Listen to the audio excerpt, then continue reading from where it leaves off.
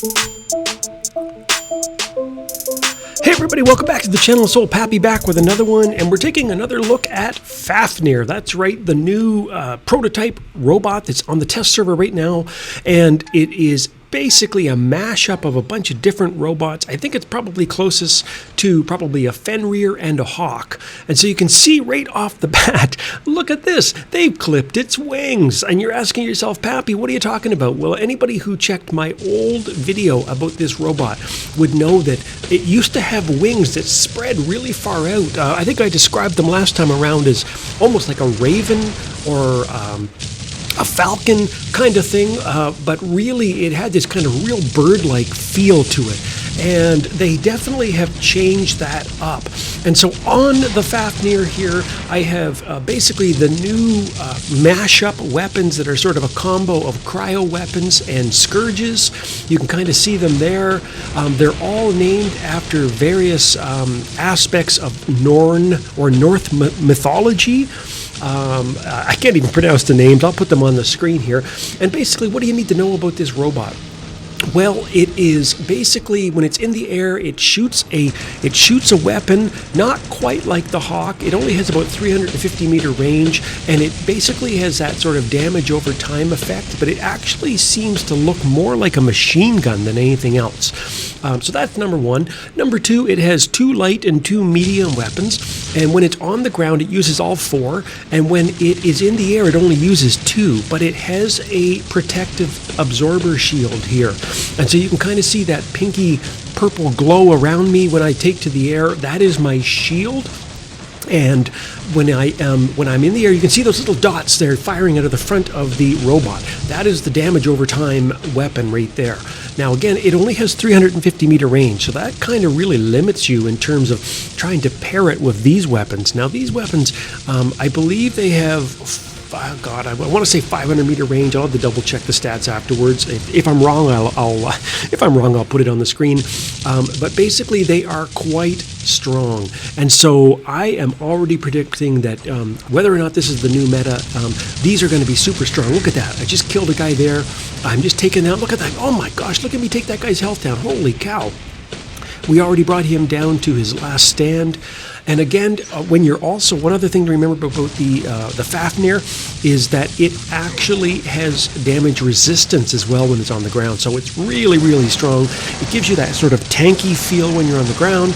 And in the air, you can really see those damage over time pellets, or whatever you want to call them, those little almost like a machine gun shooting white projectiles from that 350 meter range.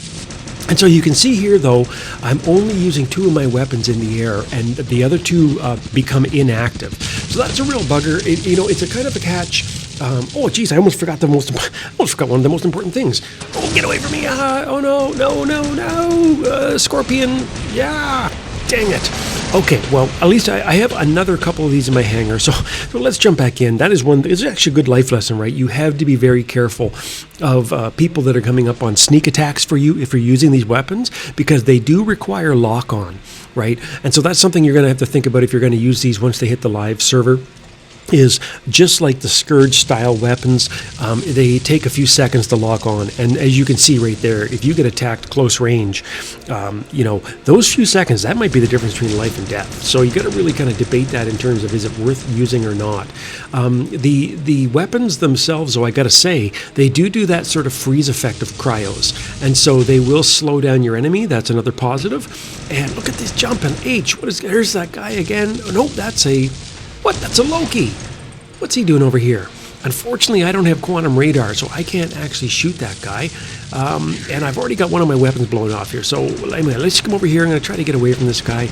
You can kind of see, though, this is a really good illustration of one of the things I want to talk about with Fafnir in terms of, is it going to find room in your hangar once it hits the live server? So one of the things about Fafnir is that it only has damage resistance when it's on the ground. It does have that absorber shield for a few seconds once it's in the air, but after that, it's pretty much a sitting duck. And the benefit of Fafnir is that it can fly in the air, not have to land.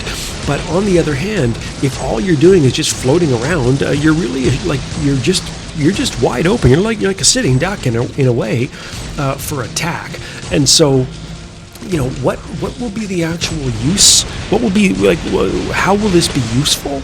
I don't really know. I don't mind having a weapon, having a flight system like Hawk, where you have to land, or June, because it actually trains you to think, ability about to end, I need to look for cover. Whereas if you can just float up there in the sky forever, it reminds me a bit of the Ming pilots who stay too long in the open, up in the air, and end up getting absolutely wiped out and annihilated, right? It's one of the worst things that can happen. It's almost like Ming hypnosis, where you start flying around and you kind of almost zone out, and next thing you know, you're getting killed because you forget you don't have your damage resistance when you're in the air. So anyway, that's going to be one of the only things I'll say about Fafnir, is if you are going to run it, I still would use it as a Hawk. I'd use it when it makes sense to use it, but then I would get down on the ground. As soon as my absorber shield's over, I probably would land, because what is the point of just floating around up in the sky getting shot down? It really makes no sense.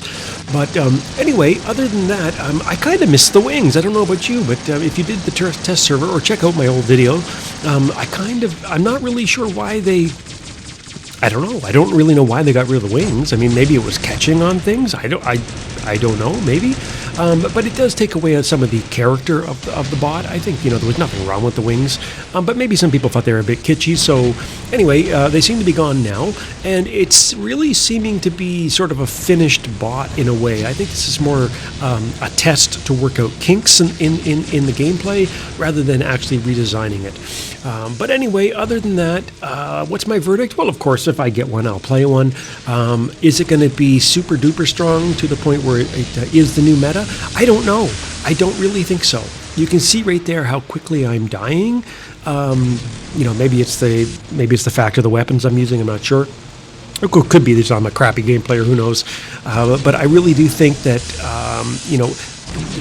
in today's game, damage resistance and my gosh, drones and chips and having the right pilot and all that kind of stuff, it really, really impacts whether or not your bot or bot weapon combo is effective. And I think a lot remains to be seen in terms of what kind of pilot they will bring out for the Fafnir, right? Because we're all learning now as well. It isn't just the robot, it's the legendary pilot and what the pilot brings to the table as well. So anyway, that's it for now. If you, stick around to the end of the video if you feel like it. If not, that's fine. I really appreciate all the support. I'm actually trying to get to 1,000 subscribers, and I'm in the home stretch. I have less than 100. I have less than 100 to go. So thanks a lot to everybody who supported me on this journey along the way. If you want to give me a try, then hit the like, the share, the subscribe, and until next time, I'll see you on the battlefield.